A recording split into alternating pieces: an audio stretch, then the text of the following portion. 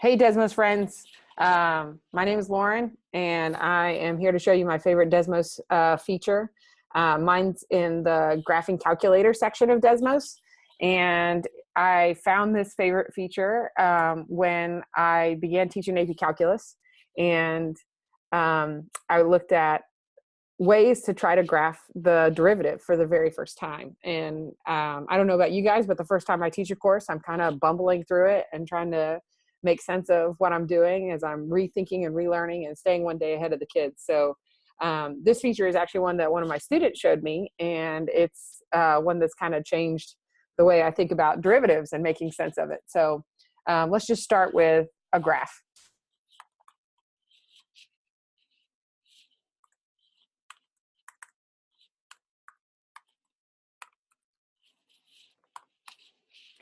And so now that we have our first graph, I started trying to work around figuring out how do I graph the derivative? What is the different terminology, or what's the different nomenclatures I can use to graph the derivatives?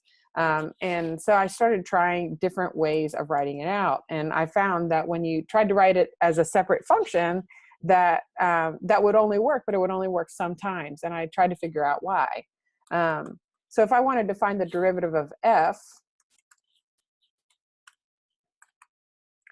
the very first time I tried to do this, I wrote it like this. And I said, I don't know why I got the little caution arrow, the caution triangle. I wanted to figure out what was going on. And that same day, I was trying to do a lesson in Desmos to get my students to look at derivatives. And one of my students said, oh, you have to move the f of x out to the side.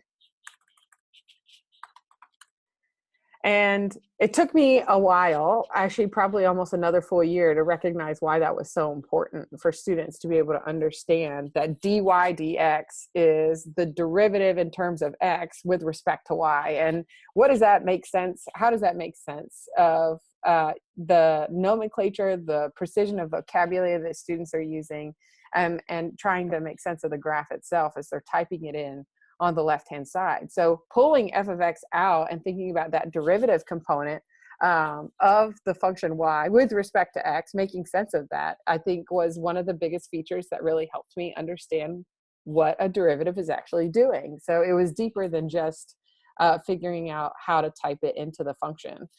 Similarly, I found that, I had a lot of students trying to use what they saw in textbooks. So let's look at another one.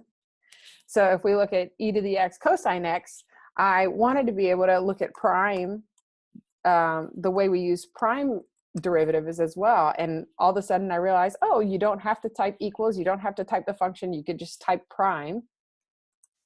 And you could do that over and over and over again and keep taking the derivative using primes, and it will keep showing up as the next derivative of the function. And as simple as that was, being able to throw up that graph, the graphing calculator, and being able to show my students what different derivatives look like, changed my practice overall and helped me have a deeper sense of what it meant to take a derivative.